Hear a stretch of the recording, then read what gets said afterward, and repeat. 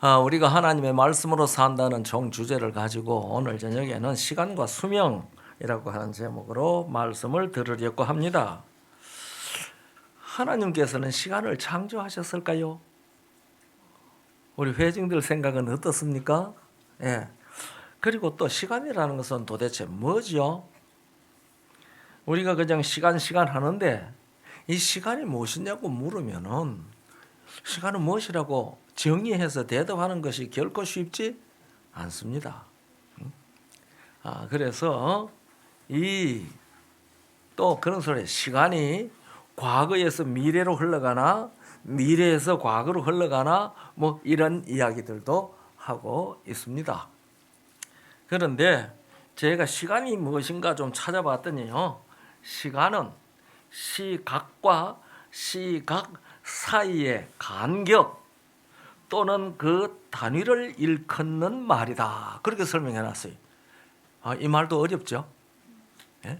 시간은 시각과 시각 사이의 간격을 뜻하는 것이다.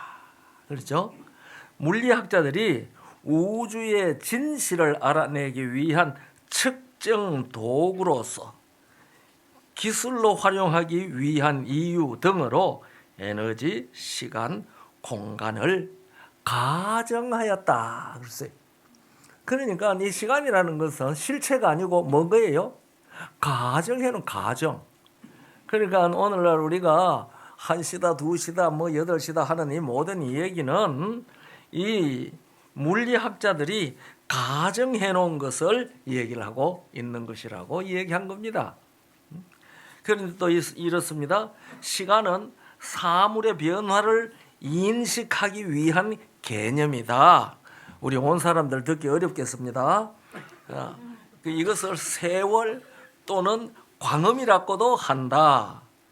시간에 대한 이해를 시도하는 것은 고대부터 철학자와 과학자들의 주된 관심사이다. 그러나 시간의 의미에 대하여 여러 갈래의 폭넓은 시각이 존재하기 때문에 논쟁의 여지가 없는 명확한 시간의 정의를 제공하는 것은 어렵다. 또한 시간이 사건의 측정을 위한 인위적인 단위에 불과한지 아니면은 사건과는 독립적으로 존재하는 물리학적 의미를 가지는 어떤 양인지에 대해서도 정확히 알려진 바가 없다. 그러니까 우리가 시간이라는 것은 마치 솔로몬의 말처럼 바람을 잡는 것과 같은 그런 인상을 이런 설명에서 보게 됩니다. 그런데 성경에 하나님이 시간을 창조했다는 말은 없는 것 같아요. 우리가 창세기 1장에 하나님께서 이 창조하신 전체적인 이야기가 기록되어져 있지 않습니까? 거기에는 하나님께서 넷째 날에 궁창에 두 큰 광명을 만드시고 징조와 사시와 일자와 연한을 정하셨다. 그렇게 되어 있거든요. 그러니까 징조, 사시, 그 다음에 일자, 연한. 그런데요, 일자는 지구의 자전입니다. 그렇죠? 지구가 스스로 한 바퀴 돌면 그것이 하루. 맞지? 예. 그리고 지구가 태양 주위를 한 바퀴 돌면 그것이 연한입니다. 연한. 그렇죠? 그게 달에 대한 이야기는 나와 있지 않지만은 달이 지구 주위를 한 바퀴 돌면 뭐예요? 한 달입니다.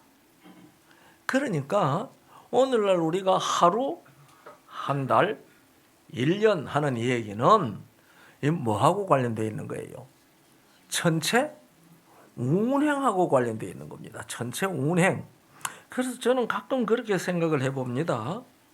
아니, 지구가 돌아가는데 왜 사람이 나이를 먹지? 예. 아니, 지구가 돌아가는 그냥 물리적 현상인데, 아니, 그게 돌아가는데 왜 사람이 나이를 먹지?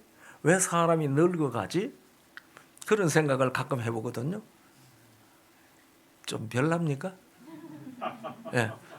우리 성도들이 살아가면서 그런 생각들 좀 해보셨어요?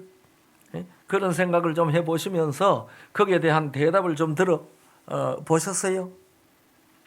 대답이 없어요.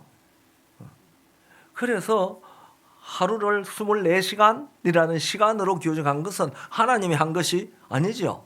하나님은 그냥 지구 한 바퀴 도는 것을 일자, 첫째 날이니라, 둘째 날이니라, 그렇게 일자 얘기만 하신 거거든요. 그래서 사람들이 이 지구 한 바퀴 도는 것을 시간이라고 하는 것으로 가정해서 측정을 해보니 24시가 되더라. 사실은 24시 좀 못 되죠. 23시 53분인가 뭐 그렇지 않습니까? 야, 그거든요. 그런데 왜 이 지구가 회전하는데 세월이 간다고 말하나? 하나님께서 사람을 창조하실 때에 자기 형상대로 창조하시지 않았습니까? 그 성경이 말한 대로 우리의 모양을 따라 우리의 형상대로 우리가 사람을 만들고 오라고 말씀하셨거든요. 그런데 우리의 형상을 따라 우리의 모양대로 그렇게 얘기했을 때에 이 하나님의 형상의 대표적인 것이 무엇이겠습니까? 하나님의 형상의 대표적인 것. 저는 하나님의 형상의 대표적인 것은 하나님의 생명이라고 생각합니다. 생명성. 예. 왜냐하면 하나님은 그 자체가 생명 자체십니다. 하나님이 생명이세요. 그렇기 때문에 스스로 존재하셨습니다. 그러므로 하나님께서는 자기 이름을 무엇이라고 하셨어요? 여호와. 여호와라는 말은 하나님께서 친히 해석해 주시기를 스스로 있는 자라고 말씀을 하셨거든요. 그러니까 오늘날 우리는 이 말에 대한 이해를 완전히 하지 못합니다. 스스로 있는 자. 지난번에 말씀드렸던 대로 스스로 있는 자가 아니면은 무엇이 될 자격이 없어요? 하나님이 될 자격이 없어요. 오직 스스로 있는 분만이 하나님이십니다. 그래서 하나님은 어떻게 하나님은 누가 만들었나? 누가 만들었나? 할 때에 하나님은 스스로 계셔서 이렇게 대답해야 돼. 하나님은 누가 만든 분이 아니고 스스로 계셨다. 그러면 모든 것은 다 하나님이 만들었는데 어떻게 하나님은 스스로 있을 수 있지? 그렇게 물으면 뭐라고 대답해야 될까? 그렇기 때문에 하나님이야. 이게 대답해야 돼. 만약에 스스로 계신 분이 아니면 하나님이 될 자격이 없어. 네. 하나님께서 당신을 여호와라고 우리에게 이름을 선포하셨습니다. 우리 성경에는 내가 여호와인 줄 알라, 여호와인 줄로 알리라, 이러한 표현들이 70여 번 이상 나옵니다. 특별히 에스겔서에만 한 50여 번 나옵니다. 그래서 하나님께서는 이 땅에 당신이 창조한 지성적인 피조물들이 창조주가 누구신 줄 알기를 간절히 원하시는 거예요. 여호와신 줄 알기를 원하시는 겁니다. 여호와. 그런데 오늘날 사람들이 이 여호와라는 이름에 대해서 제대로 알고 있지 못합니다.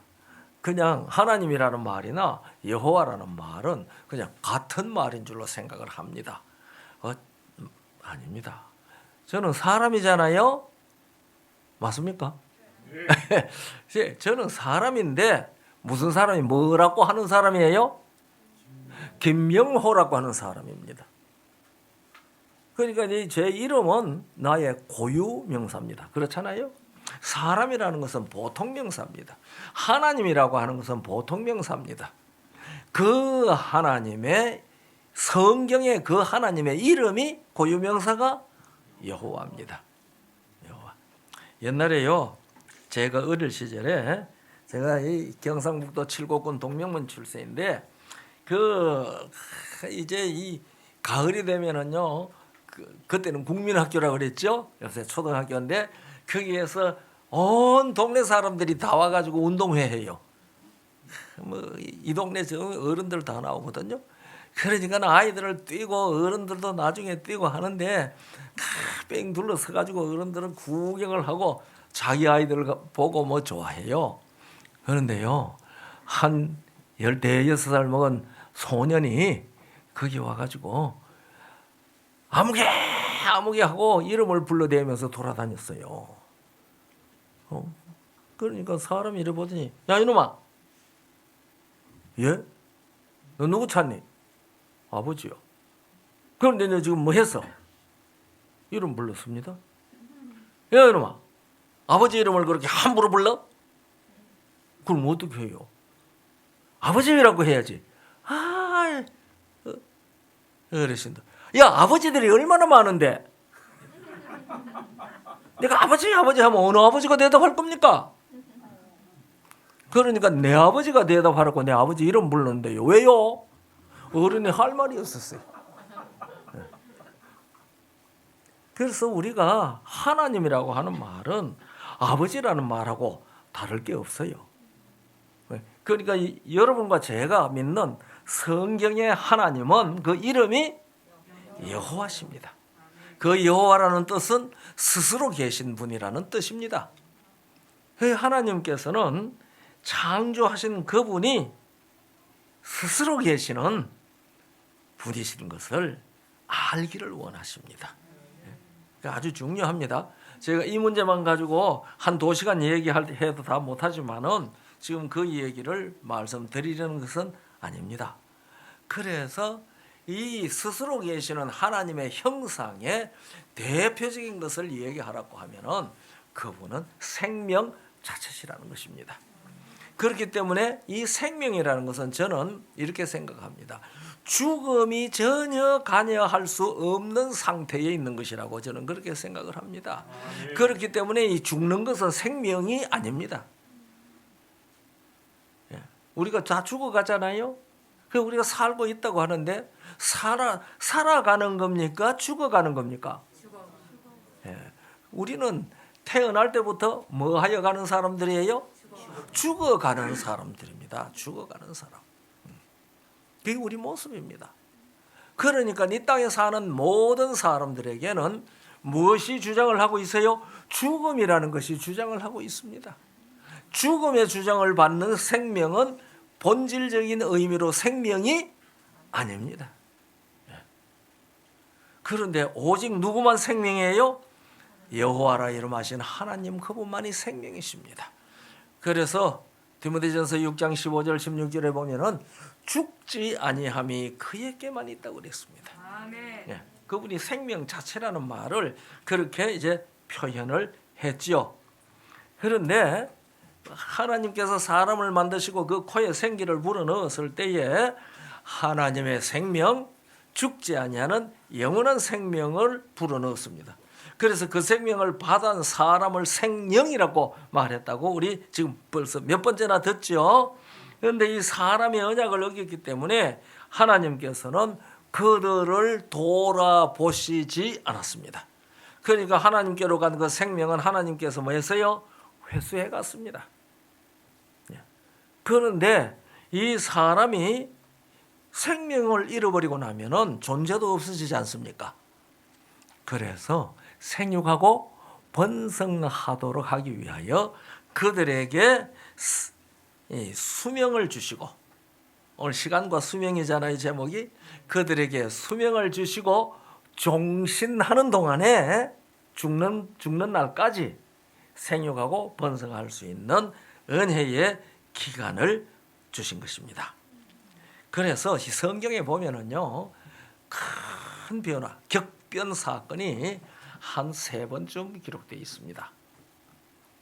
또 하나는 앞으로 있을 거예요. 그게 뭔가 하니 제일 처음에 격변은 생명이, 사람에게 주신 생명이 사망이 된 겁니다. 이게 격변입니다. 그래서 영생해야 할 사람이 뭐가 생겨버렸어요? 수명이 생겨버렸습니다. 수명이. 그래서 그 수명이 끝나면 종신하는 겁니다. 죽는 겁니다. 이거 엄청난 격변입니다. 그렇죠? 그래서 하나님께서 아담을 찾아오셨지 않습니까? 예. 하나님께서 아담을 찾아오셔서 아담을 부르시면 네가 어디 있느냐 하고 찾으셨습니다. 그렇게 찾으니까 내가 벗었으므로 두려워하여 숨었습니다. 그렇게 대답을 합니다. 저는 하나님이 찾아오셔서 질문한 것도 너무 감사하고 또 내가 벗었으므로 두려워하여 숨었나이다라고 대답한 아담의 그 대답도 감사해요. 사람이 숨어버린다는 것은 나는 있습니다 하는 겁니까? 나는 없습니다 하는 겁니까? 네. 아담이 숨었다는 것은 하나님 앞에서 지금 무엇을 고백하고 있는 겁니까? 나는 없습니다. 여기는 숨어도 안 되겠네. 네. 나는 없습니다 하는 겁니다. 그런데 아담을 부르셨고 두려워하여 숨었나이다고 대답을 했습니다. 그러니까 하나님께서 누가 너를 벗었다고 말하더냐? 누가 너를 벗었다고 말했느냐? 그 우리가 창세기 3장 11절에 보면은 하나님이 이렇게 말씀하십니다. 내가 너더러 먹지 말라 명한 나무의 실과를 먹었느냐? 이렇게 물으십니다. 그러니까 그 나무의 실과를 먹지 아니했으면 벗은 것을 알았다는 말입니까? 몰랐을 것이라는 말입니까? 몰랐을 것이라는 말입니다. 그러니까 내가 벗었으므로 두려워하여 숨었나이다. 누가 너를 벗었다고 했느냐? 내가 너를 먹지 말라 명한 나무의 실과를 명령한 그 나무의 실과를 네가 먹었느냐? 그 말은 그 나무의 실과를 먹었기 때문에 네가 벗었다는 사실을 알았다라는 그 말씀이거든요. 그러니까 이제 핑계가 나옵니까? 뭐 여자가 그다음에 뱀이 이렇게 이제 둘이 다 핑계를 합니다. 그런데 하나님께서 그들의 얘기를 들으시고 그 자세히 얘기하면 오늘 시간 모자라니까요. 아담에게 이르시되 네가 네 아내의 말을 듣고 내가 너더러 먹지 말라 한 나무 실과를 먹었은즉 땅은 너로 인하여 저주를 받고 너는 종신토록 수고하여야 그 소산을 먹으리라.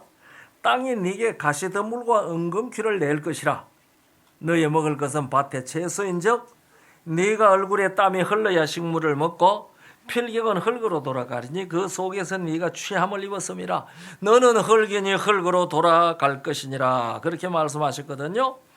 이 창세기 3장 17절로부터 19절까지 말씀을 지금 제가 읽었는데 이 구절에는 이 격변한 일이 일어나는 것을 나타냅니다. 첫 번째는요, 땅과 생물의 격변이 생깁니다. 제일 큰 격변은 영원한 생명이 사망이 된 것이 가장 큰 격변입니다. 이 큰 격변 속에서 그 다음에 땅과 생물에도 격변이 생기는데 하나님께서 창조하실 때에 가시와 은금귀를 창조하셨습니까? 안 했어요. 그 땅이 너를 인하여 저주를 받아 가시와 은금귀를 낸다고 그랬거든요. 그러면은 저주를 받아 그때 하나님께서 가시와 은금귀를 저주받은 표로 창조하셨을까요? 아니에요. 그럼 가시와 은금귀 언제 창조했어요? 그러니까 엿새 동안에 하늘과 땅과 바다와 그 가운데 만물을 만들었기 때문에 엿새 이후에 새로운 것을 창조하신 일은 없어요. 그러면은 이 땅이 너를 인하여 저주를 받아 가시와 은금귀를 낸다는 말은 무슨 말인가? 창조하신 이 피조물, 나무들, 이 식물들 중에 무엇인가가 뭐했어요? 변질했다는 말입니다. 변질한 겁니다. 땅이 너를 인하여 땅이 저주를 받아 가시와 은금귀를 낼 것인데 그러니까 아담이 선악을 알게 하는 나무의 실과를 먹음으로 하나님과의 언약 관계가 파기되자 영원한 생명이 사망이 됐습니다. 얼마나 큰 격변입니까? 그래서 영생할 사람이 겨우 930년 살고 종신했습니다. 그리고 그렇게 격변을 하니까 땅이 또 저주를 받아서 뭐해요? 가시와 은금귀를 냈어요. 그러니까 이건 천연계가 다 변질했다는 말입니다. 오늘날 우리가 보고 있는 이 천연계는 못한 천연계입니까? 변질한 천연계입니다. 변질한 천연계. 그래서 그 귀찮은 여름에 또 변질했어요? 모기 변질한 거예요. 아이고, 하나님께서 피 빨아먹는 모기는 왜 만들어 놨나, 이런 말 하시면 안 돼요. 그 잘 모르는 사람은 그런 소리 하지요. 그런데 이것은 변질한 것입니다. 생명이 사망이 되고 땅이 너를 인하여 저주를 받자 하나님이 처음에 창조했던 순수한 그 아름다움, 하나님이 다 만들어 놓으시고 뭐라고 하셨어요? 하나님이 그 모든 것을 보시기에 심히 좋았더라. 그 심히 좋았던 것이 영원한 생명이 사망으로 타락했잖아요. 격변했습니다. 그 격변을 따라서 이 땅은 저주를 받아 모든 천연계 질서가 격변해 버렸습니다. 그래서 그때 영원함이 시간으로 변질했다고 저는 그렇게 믿습니다. 하나님이 처음에 시간을 창조하신 게 아니고 영원함이 시간으로 변질했어요. 사람이 뭘 계산합니까? 수명을 계산하잖아요. 이 지구가 돌아가고 태양계가 운행하고 하는데 그것 때문에 왜 우리가 나이를 자꾸 먹어야 돼요? 이상하지 않습니까? 저는 그런 생각을 자주 해봤어요. 그래서 땅도 창조하신 상태에서 변질할 것이고 천연계의 질서가 변질한다. 이 일로 인해서 그런 격변이 생긴다는 것이 그 구절 안에 들어 있습니다. 둘째는 사람에게 수고가 생깁니다. 종신토록 수고해야 먹을 것을 얻습니다. 땅이 변질했기 때문에 식물을 수고롭게 경작해야 합니다. 이 에덴 동산에서의 노동은 피곤한 것이었을까요? 즐거운 것이었을까요? 즐거운 것이었습니다. 즐거웠습니다. 하나님께서 에덴 동산에 과일 나무를 많이 만들었지 않습니까? 그때 뭐라고 그랬어요? 보기에 아름답고 먹기에 좋은. 그래서요. 그러니까 우리 모든 사람들에게 무슨 정성함을 주셨다는 말이에요. 그 말은 아름다운 것을 보고자 하는 정성함을 주셨고 좋은 것을 먹고자 하는 정성함을 주셨다는 말입니다. 그 말이 그냥 보기 아름답고 먹기에 좋은 거 만들었구나 이런 정도가 아니에요. 그것은 하나님의 형상대로 창조된 사람에게 아름다운 것을 보고 싶어 하는 마음과 좋은 것을 먹고 싶어 하는 마음을, 그 정성함을 주셨다는 말입니다. 여러분들 먹고 영양이 몸에 배어가지고 살아가는데 꼭 맛이 필요합니까? 맛이 없어도 그냥 먹어 영양이 되면 되잖아요. 그런데 그게 무엇을 다 넣어놨어요? 맛을 넣어놨습니다. 맛. 그것뿐만 아니요. 모양도 예쁩니까? 모양들도 또 얼마나 예쁩니까? 그래서 저는 가끔요. 가정에 이 데코레이션 하잖아요. 꽃도 갖다 꽂아놓고 그림도 갖다 붙여놓고 그러잖아요. 때때로 무슨 소용이 있다고 이런 거 이렇게 해놓지? 그런 생각을 하다가 창조주께서도 이 지구에 보기에 아름답고 먹기에 좋고 그런 것을 다 만들어 놓으신 것은 하나님의 형상대로 지음을 받은 사람에게도 그렇게 하는 성질들을 주셨다는 것입니다. 그래서 그런 거 하는 거예요. 그래서 우리가 하는 모든 것들은 다 어디서 온 겁니까? 하나님께로부터 왔습니다. 셋째는 이 구절에 가르쳐 주는 것은 종신한다는 것입니다. 아까 말씀드린 대로 하나님께서는 영원한 생명을 사람에게 주셨는데 언약을 어기면서 영생이 사망으로 변질하면서 사람은 영생할 수 없는 종신하는 사람이 되어버렸습니다. 그래서 그 종신할 때까지를 무엇이라고 말하죠? 수명이라고 말하는 것입니다. 그리고 종신할 때 우리는 다 어디로 돌아간다고 그랬어요? 너는 흙이니 흙으로 돌아가리라. 그래, 그렇게 말씀하셨어요. 흙으로 돌아간다는 말은 무슨 뜻이라고 얘기를 했죠? 제가 이미 말씀드렸거든요. 창조되기 전 상태로 돌아간다는 겁니다. 창조 안 된 것과 같이 된다는 얘기입니다. 그러니까 창세기 3장 19절에 영혼 불멸을 믿는 것은 틀렸다 하는 게 그게 딱 나오는 겁니다. 왜냐하면 너는 흙이니 흙으로 돌아가리라 하는 그 말 가운데 너희는 무엇으로 돌아간다? 창조되기 전의 상태로 돌아간다는 것을 얘기하고 있는 겁니다. 하나님께서 사람을 창조하시고 영혼 따로 창조해가지고 영혼을 창조한 사람 속에 집어넣은 게 아니거든요. 성경에 그런 거 아무것도 없어요. 어떤 사람들은 전도서 12장 7절을 가지고 흙은 여전히 몸은 흙으로 돌아가고 그 주신 신은 하나님께 돌아간다. 하나님께서 신을 돌려보낸다고 하나님께 돌아간다고 하지 않았느냐 그런 얘기를 하는데 그건 사실은 창세기 2장 7절을 뒤집어 놓은 얘기입니다. 흙으로 사람을 만드시고 그 코에 생기를 불어넣으시니 사람이 생명이 된지라 흙은 여전히 땅으로 돌아가고 그 주신 신은 하나님께로 간. 그거 뒤집어 놓은 거잖아요. 예. 그래서 창조되기 전 상태로 돌아간다 하라는 것입니다. 그런데 하나님께서 먹는 날에는 죽으리라고 하셨는데 안 죽었잖아요. 그게 죽으면 안 되는 이유를 제가 이미 말씀을 드렸거든요. 왜요? 뭐 했으니까? 생육하고 번성하여 땅에 충만하는 일을 할 수 없잖아요. 그 먹은 사람 없애버리고 새로 창조하면 안 되나? 그러나 생육하고 번성하여 땅에 충만하라고 하는 것은 새로 창조한 사람에게 하는 말이 아니고 이 창조한 아담 부부에게 한 말이지 않습니까? 그렇기 때문에 그렇게 그들이 죽고 다른 사람을 만들어서 생육하고 번성하는 것하고 상관없어요. 그러니까 하나님께서는 당신의 말은 비와 눈이 내려서 모든 것을 이루는 것처럼 내 입에서 나가는 말도 반드시 이룰 것이라고 이사야 55장 10절에 말씀하셨어요. 그렇기 때문에 당신의 입에서 생육하고 번성하라고 했으니까 그들이 생육하고 번성을 해야 되는데 죽어버렸어요.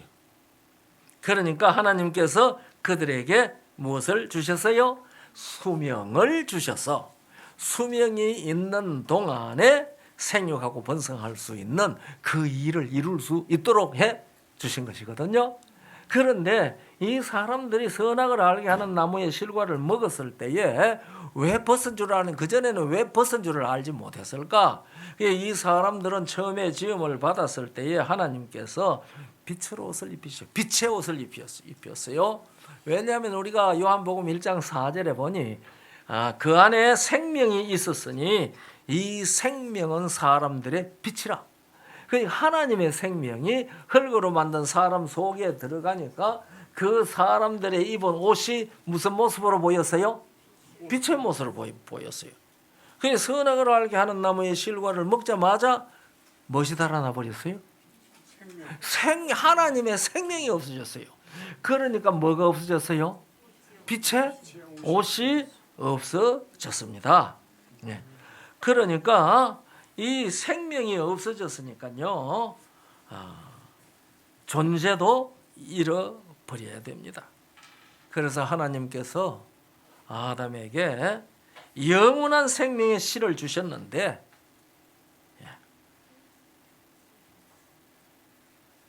선악을 알게 하는 나무의 실과를 먹음으로 언약을 어기자 그 생명의 씨가 없어져 버렸어요. 그러니까 아담에게는 영원한 생명의 씨가 없어졌습니다. 그러니까 아담에게서 태어나는 아담의 씨로 태어나는 사람은 무슨 생명을 가질 수가 없어요? 영원한 생명을 가질 수가 없습니다. 그래서 이것을 성경은 아담 안에서 모든 사람이 죽었다라고 고린도전서 15장 22절에 말씀하셨습니다.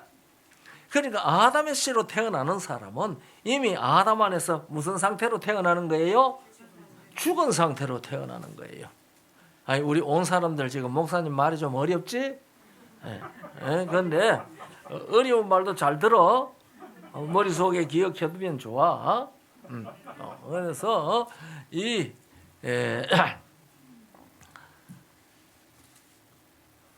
그러니까 아담에게서 태어나는 사람들은 다 무슨 씨가 없는 존재로 태어나는 거예요? 영원한 생명의 씨가 없는 사람으로 태어나요. 그러니까 다 죽을 존재로 태어나는 겁니다. 그러니까 태어난 아이도 뭐 할 존재로 태어나는 거예요? 죽을 존재로 태어나는 겁니다. 이렇게 영원한 생명이 없어져서 죽을 수밖에 없게 된 그런 죽을 존재, 종신하는 사람을 저는 태어나면서부터 불치병을 가지고 태어난다고 예전에 말씀드렸는데 제가 이 얘기 했나요? 예. 이 불치병을 가지고 태어나거든요. 그 불치병을 가지고 있는 사람을 죄인이라고 그래요. 이 죄인이요, 내가 죄를 도덕적으로나 무슨 이것으로 생활적으로 죄를 지어서 죄인이 아니고, 여러분 가인이 아벨을 죽였죠. 그 가인이 악한 사람이잖아요. 악한 사람이 됐잖아요. 아벨을 죽여서 악한 사람이 되었을까요? 악해서 아벨을 죽였을까요? 왜 악했을까요? 예. 그런데 이 요한일서 3장 12절에 보면은 가인이 악한 자에게 속하였기 때문에 그 아벨을 죽였다고 기록되어 있어요. 우리는 아벨을 죽였으니까 곡식으로 제사를, 곡식으로 제사 드리는데 그게 왜 악해요? 제사 감사 제사 드리는데 왜 그게 도덕적으로 생활적으로 보면은 그 악한 거예요? 악한 거 아니에요. 그러나 그거 누구에게 속했어요? 이미 악한 자에게 속했어요. 악한 자에게 속했기 때문에 누구의 명령을 안 따라요? 하나님의 명령을 따르지 않아요. 그래서 이 양을 잡아서 피 흘려 제사를 드려야 될 파인데 내가 얼마나 수고해가지고 이 곡식 만들었는데 이렇게 생각을 하면서 곡식으로 제사를 드렸죠. 그런데 그것을 하나님이 악하다고 보셨어요. 악한 자에게 속해서 누구도 죽였어요? 동생도 죽였습니다. 그래서 가인이 그렇게 하나님을 불순종했기 때문에 악한 자가 되었다고 성경은 말하지 않고, 가인이 악한 자에게 속했기 때문에 그런 짓을 했다고 어디에 있다고 그랬어요? 그 말씀? 요한일서 3장 12절. 예. 그래서 악한 사람이 된 거거든요. 그래서 아담의 씨로 태어나는 사람들은 다 몽땅 다 아담 안에서 죄인으로 태어나는 겁니다. 다시 말하면은 이 뭐죠? 죽을 병, 불치병, 그걸 가지고 태어나니까요. 그래서 죄인이라고 그래요. 그가 도덕적으로 아무리 선을 행해서 세상에서 성인이라는 말을 듣고 의인이라는 말을 듣는다 할지라도 자기가 행한 도덕적으로 한 의로운 행동이나 거룩하다 보이는 행동이나 그런 행동이 그를 사망에서 생명으로 옮길 수 없습니다. 그러니까 사망에서 생명으로 스스로 옮길 수 없게 된 사람을 성경이 무엇이라고 그런다고요? 죄인이라 그러는 겁니다. 그래서 무슨 사람이 도덕적으로나 율법적으로나 죄를 지었기 때문에 죄인이라고 하는 게 아니고, 이미 아담 안에서 무엇으로 태어났어요? 사망의 존재로 태어났는데 이 사망의 존재에게 나타나는 행동은 뭘까요? 썩는 것이라고 그랬습니다. 썩는 것. 에베소 4장 22절에 그랬죠. 너희는 유혹의 욕심을 따라 썩어져가는 구습을 따르는 옛사람을 벗어버리라고 그랬습니다. 그러니까 아담에게서 태어나는 사람은 몽땅 다 무슨 사람이에요? 옛사람입니다. 옛사람. 그 옛사람은 삶 자체가 뭐 하는 삶이에요? 썩어져가는 삶입니다. 썩어져가는 구습이라고 그랬어요. 그래서 난리 났잖아요. 썩는 거 한테 모여 있으면 냄새 많이 납니까? 냄새가 많이 나죠. 그러니까 그 냄새가 나지 않도록 하기 위해서 우리 사람들은 어떻게 해요? 방부제 치죠. 방추제 치죠. 아니 조금 더 나가면 거기 뭐가 쳐요? 향수도 쳐요. 에? 냄새 좋아라고. 그렇게 친다고 해서 썩는 것이 안 썩는 것이 되는 거 아니거든요. 이 나사로가 죽어서 나흘이 되니까 뭐가 난다고 그랬어요? 냄새가 난다고 그랬어요. 아니 거기에 갖다가 방추제 치고 방부제 치고 향수 갖다 뿌린다고 그 나사로가 살아서 나올까요? 아니죠. 생명이신 분이 그를 살릴 때만 살아서 나옵니다. 그러면 그가 살아서 나오면 썩는 냄새 날까요? 계속해서? 아니 처음에는 좀 나겠죠. 왜 썩다가 살았으니까. 예? 아니 그래가지고 나와서 아마 목욕 엄청 했을 겁니다. 비누칠하고. 그러니까 그가 생명으로 활동하면은 무슨 냄새가 안 나게 돼 있어요. 썩지도 않고 썩는 냄새도 안 나요. 그래서 오늘날 이 세상은 이 썩는 냄새가 등천합니다. 그것을 이 사회에서도 뭐라 그래요? 도덕적 부패라고 합니다. 맞죠? 부패한 세상입니다. 우리가 부패한 세상에 살고 있습니다. 그래서 바울은 우리의 겉사람도 뭐 하는데 따라간다고 그랬어요. 겉사람은 후패하나 그랬습니다. 후패하나는 말하고 부패하는 말하고 똑같은 말입니다. 그 후자도 썩을 후자거든요. 그래서 후패하나 좀 더 점잖은 말이죠. 부패하라는 말보다가 이 고린도후서 4장 18절에 있는 말입니까? 16절에 있는 말씀입니까? 그렇죠? 그 사람은 후패하나 우리의 속은 날로 새롭도다. 그래서 우리는 무슨 사람으로 살아야 돼요? 속 사람으로 살아야 돼요. 그것이 말씀의 사람으로 거듭나서 말씀으로 사는 사람입니다. 이 말씀으로 사는 사람에게는 썩는 냄새가 나는 게 아니고 무슨 냄새가 날까요? 무슨 냄새 나는지 모르세요? 고린도후서 2장 17절부터 나오잖아요. 우리는 무슨 향기니? 예수 그리스도의 향기니. 그랬어요. 예수 그리스도 향기니. 그러니까 우리가 그리스도인이 돼 가지고 정말 말씀으로 나서 우리가 속 사람이 되어 있으면은 우리의 삶 속에 누구의 향기를 풍기게 돼요? 예수님의 향기를 풍기게 돼요. 네. 그것이 말씀으로 사는 사람의 하나님이 계시다, 예수님이 생명이시다라고 하는 것을 증거하는 향기입니다. 그러니까 우리의 날마다 생활 가운데 이 향기를 풍겨야 되거든요. 그런데 하나님께서 당장 죽이지 않고 수명을 주신 것은 두 가지 때문입니다. 하나는 누구를 보내시겠다? 우리가 사망에서 생명으로 옮길 수 있는 구주를 보내실 것이다. 그리고 구주가 올 것이니까 너희들은 수명이 있는 동안에 꼭 그 구주를 믿을 수 있는 은혜의 구원의 기회를 준 겁니다. 이 두 가지입니다. 하나는 구주를 보내시겠다. 하나는 그 기회가 있는 동안에 너희들이 꼭 생명을 회복해라. 그것을 주신 것입니다. 그런데 이 구주를 보내시겠다고 하는 것을 누구의 후손이라고 그랬어요? 여자의 후손이라고 그랬어요. 저는요, 왜 여자의 후손일까? 왜 남자의 후손이 아니고 여자의 후손일까? 그 생각 많이 했거든요. 그 창세기 3장 15절입니다. 왜 여자의 후손일까? 그런데 그거 가만히 그만 생각 많이 했어요. 왜 남자의 후손일까? 여자의 후손일까? 남자의 후손이 아니고. 그런데 남자는 아담이잖아요. 하나님께서 아담에게 생명의 씨를 주셨는데 아담이 언약을 어김으로 말미암아 그 생명의 씨 있어요, 없어요? 없어졌어요. 그러니까 아담은 무슨 씨밖에 없어요? 썩어질 씨밖에 없어요. 썩을 씨. 응? 그래서 베드로전서 1장 23절에 너희가 거듭난 것이 썩어질 씨로 된 것이 아니요, 썩지 아니할 씨로 되었나니 그랬잖아요. 그러니까 아담에게서 태어난 모든 사람들은 무슨 씨로 태어나요? 썩어질 씨로 태어납니다.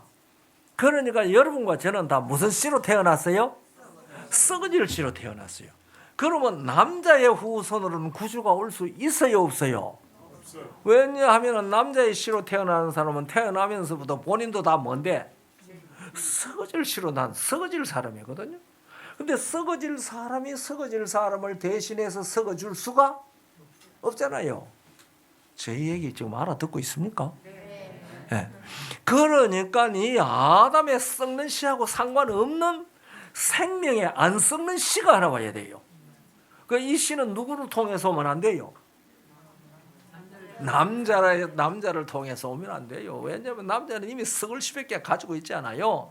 그러니까 이 씨를 가지고 이 세상에 썩어질 씨로 태어난 사람들을 대신해서 썩어주기 위하여, 안 썩을 씨로 와야 대신 썩어줄 수 있잖아요. 그렇게 오시는 분은 누구와 상관없이, 남자의 씨와 상관없이 오실 것이다. 그러니 사람이 되어 오셔야 되니까 불가불 누구의 씨로 오시는 거예요? 여자의 씨로 오시는 거예요. 그래서 예수님께서는 누구에게 탄생하지 않으면 안 돼요? 아니 그냥 여자라고 하면 안 되죠. 어떤 여자? 동정녀, 수처녀. 예. 그래서 예수님께서 동정녀에게 탄생하신 겁니다. 아니, 왜 예수님이 동정녀에게서 탄생했나? 그거 이때까지 모르셨으면 오늘 꼭 저녁에 아셔야 합니다. 그래서 동정녀에게서 탄생하셨습니다. 그래서 이 세상에 어떤 종교의 창시자든지 어떤 성인이든지 간에 누구에게 태어난 사람은, 아담의 씨로 태어난 사람은 본질상 진노의 자식들입니다. 그들은 다 본질상 뭐 하여 가는 사람이에요? 썩어져 가는 사람들입니다. 썩어질 씨로 태어난 사람들입니다. 그래서 우리를 구원하기 위해 오시는 생명 자체이신 말씀 하나님, 그분이 성령으로 말미암아 당신이 생명의 씨가 되어 처녀에게 잉태되신 것입니다. 그래서 예수님께서 동정녀 마리아에게 잉태했어요. 여러분들 이런 질문들이 많이 생겨야 되는데, 그러면 말이지 그냥 수처녀로 있을 때 탄생하지 왜 임신하지 왜 정혼은 왜 했어? 이런 질문도 나올 수 있잖아요. 제가 이전에 그 대답은 드릴 수가 없어요. 내일. 예? 왜냐하면 지금 시간이 지금 뭐 끝날 시간 다 돼가는데 아직 할 얘기는 절반밖에 못했으니까 큰일 나잖아요. 예? 예, 그러니까 여자의 후손으로 약속된 구원을 얻을 기회를 주시기 위해서 우리에게 수명을, 육체의 생명을 허락하셨습니다. 그 성경에는 하나님의 생명과 육체의 생명이 나옵니다. 우리가 레위기 17장 11절을 보면은 육체의 생명은 그 피에 있다고 그랬습니다. 그런데 에베소 4장 18절에 보면은 하나님의 생명에서 떠났다, 사람들이. 우리 사람들은 하나님의 생명에서 떠났고 육체의 생명만 가지고 있다는 사실을 성경은 우리에게 분명히 가르쳐 주었습니다. 그래서 우리가 육체의 생명이 있는 동안에 하나님의 생명을 거듭나는 일을 통해서 얻어야 한다. 성경이 그걸 가르치는 것이거든요. 그래서 이 격변, 아까 몇 번의 격변이 있었다고 그랬지 않습니까? 그 제일 처음 격변은 영생이 사망이 되는 격변입니다. 그 격변 때문에 땅이 저주를 받아서 이 천연계의 모든 법칙들이 변질됐습니다. 그래가지고 영생이 930세, 가장 오래 산 사람이 969세잖아요. 그런데 그 후에 또 오늘날 창조과학자들이 말하기 좋아하는 격변이 무엇인지 아시죠? 노아 홍수입니다. 그런데 이 노아 홍수 다음에요, 사람들의 수명이 홍수 전 사람의 절반으로 줄어버렸어요. 그래서 이 아담부터 노아까지 10대의 나이의 평균이 912년입니다. 평균이요. 912년을 살아요. 에녹은 뺐습니다. 왜냐하면 에녹은 하늘에 올라가 안 죽었으니까요. 그래서 에녹은 빼고 그러니까 9대가 되겠죠. 그것이 912년입니다. 그런데 셈부터 아브라함까지 10대, 셈부터 아브라함까지 10대는 317년입니다. 3분의 1로 줄었어요. 그래서 이것이 이렇게 격변이 했다라는 말을 성경에 쓰지 않았지만은 이 나이, 나이를 쭉 적어놨잖아요. 뭐 아담은 930세에 누구 뭐 960세 쭉 적었잖아요. 그 나이를 적은 것에 숨어 있는 진리가 이겁니다. 이렇게 격변을 할 때마다 사람의 뭐가 줄었다? 수명이 줄었다. 왜 수명이 줄었냐? 그렇죠. 그런데 셈에서부터 에벨까지 평균 수명이 484세입니다. 그러니까 평균 수명이 912년에서 484세가 되었으니까 절반 이상 줄었지 않습니까? 그런데 이 에벨에서 히브리라는 말이 나왔는데 이 에벨의 아들이 벨렉입니다.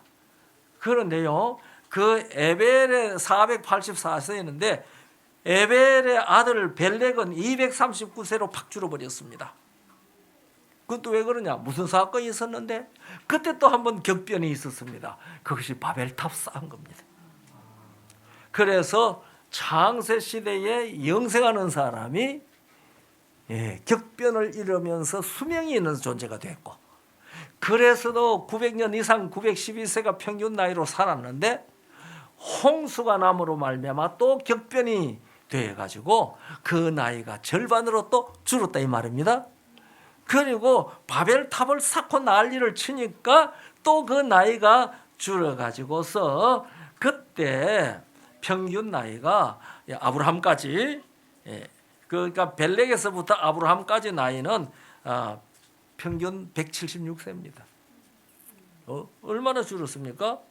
484세가 176년으로 줄었습니다.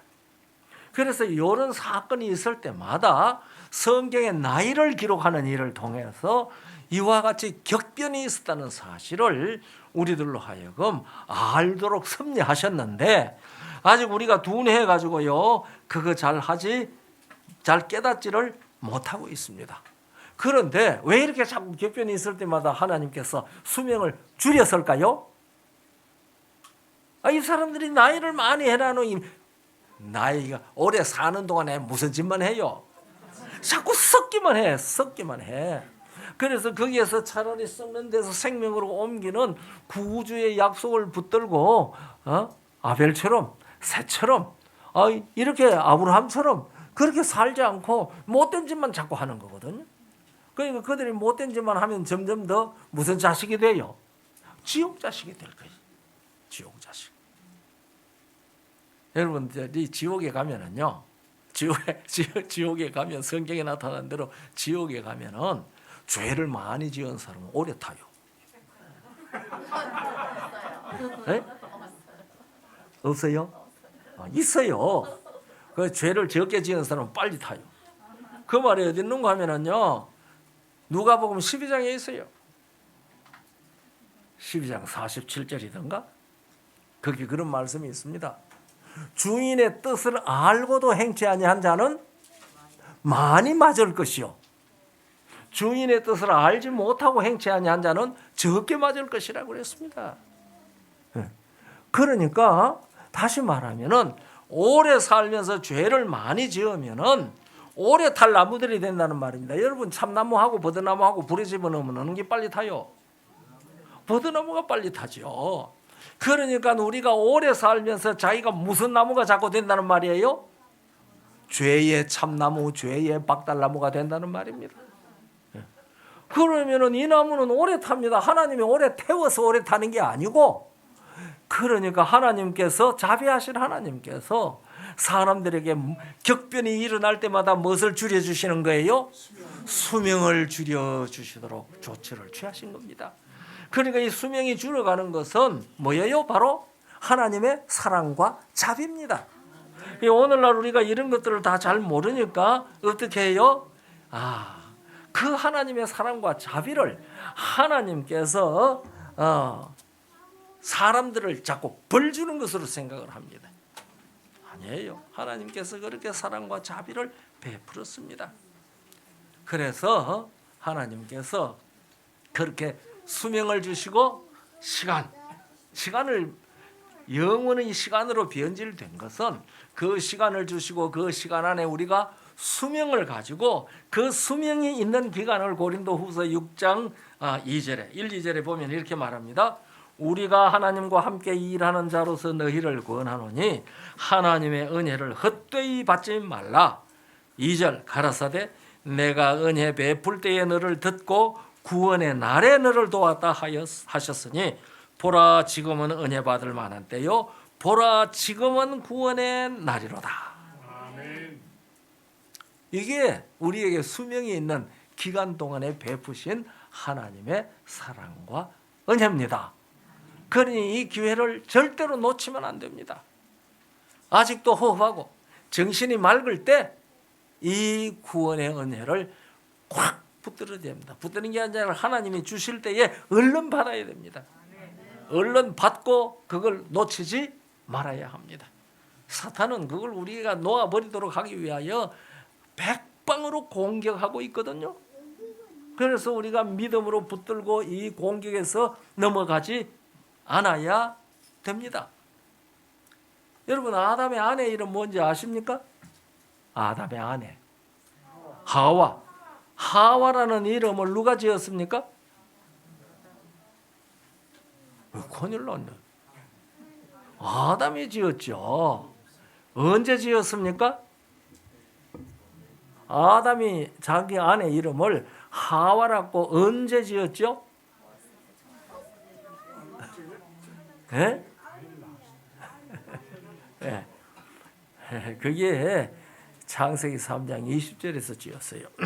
창세기 3장 29절에 너는 흙이니 흙으로 돌아가리라. 그 말을 한 다음에 아담이 자기 아내의 이름을 하와라 하니라. 이는 모든 산자의 의미가 됨이라. 그렇게 설명을 해놨거든요.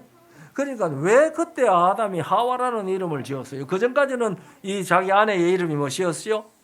여자. 그냥 여자였어요. 그런데 그때 하와라는 이름을 지었는데 하와라는 말의 뜻은 생명이라는 말입니다. 그래서 아담이 여자의 후손이 뱀의 머리를 상하게 할 것이라는 그 말을 들었을 때에 나는 뭐가 됐지만은 사망이 되었지만은 하나님께서 여자를 통하여 생명의 구주를 보내시겠다는 것을 약속하시는구나. 아담이 그걸 믿었습니다. 그래서 자기 아내의 이름을 하와라고 지은 것은 아담이 하나님의 약속을 믿은 믿음의 신앙 고백입니다. 네. 그렇게 하와라는 이름을 딱 지으니까 하나님께서 가죽으로 옷을 지어 입혔습니다. 그 가죽으로 옷을 지어 입혔다는 것은 가죽은 하나님이 가죽 따로 창조하지 않았잖아요. 그러니까 그 가죽을 내놓을 뭐가 있었다는 거예요? 짐승이 죽었다는 겁니다. 그 짐승이 무엇이라고? 요한계시록 13장 8절에 장세함으로부터 죽임을 당한 어린 양이라고 그랬습니다. 그래서 에덴 동산에 아담과 하와에게 옷을 내준 짐승이 양이었다는 사실을 우리들은 계시록 13장 8절에 의해서 알 수가 있습니다. 오늘날 이 땅에 태어나는요 모든 그 포유류 젖발이 동물 중에 그 딱 태어날 때에 옷 안 입고 나오는 거 어떤 동물이 있어요? 옷 입지 않고 나오는 젖발이 동물요 포유류 아무것도 없죠. 하기가 태어날 때는 빨개서 옷 안 입었지만 조금 있으면 뭐예요? 옷이 다 나옵니까? 그런데 애기는 안 안고 기다리는 옷이 나옵니까? 예, 안 나와요. 불갑을 누가 옷을 해 입혀야 돼요? 부모가. 그게요 하나님께서 사람에게 구원의 옷을 입히신 것에 대한 교훈입니다. 예. 그래서 인간 생활 가운데 나타나는 그런 것 하나하나들이 다 이 구원의 복음과 연결되어져 있다는 것을 우리들은 잘 깨닫지 못합니다. 이 여자가 잉태의 고통과 해산의 수고를 하는 것은 우리 주님께서 십자가에 피 흘려 물과 피를 쏟아서 죽으심으로 말미암아 그 안에서 새 생명이 난다는 것을 나타내는 예언적 고통입니다. 예. 그래서 우리가 이 요한복음 16장 19절로부터 21절까지 읽으면은 예수님께서 십자가에서 죽으시고 부활하시는 것을 여자가 해산의 고통을 당하는 것과 비유해서 말씀하셨습니다.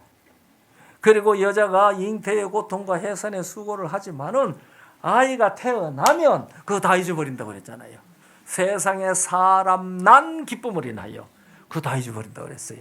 그래서 우리가 이 이사야 53장 11절 12절을 읽어보면은 우리 주님께서 십자가의 그 고통을 당한 것을 다 잊어버리시고 당신께서 그것을 즐겁게 여기시는 것처럼, 아주 정확한 단어를 제가 잊어버렸습니다만은 그렇게 말씀하셨습니다. 그래서 이 여자가 아기를 낳을 때 뭐와 뭐가 쏟아집니까? 물과 피가 쏟아집니다.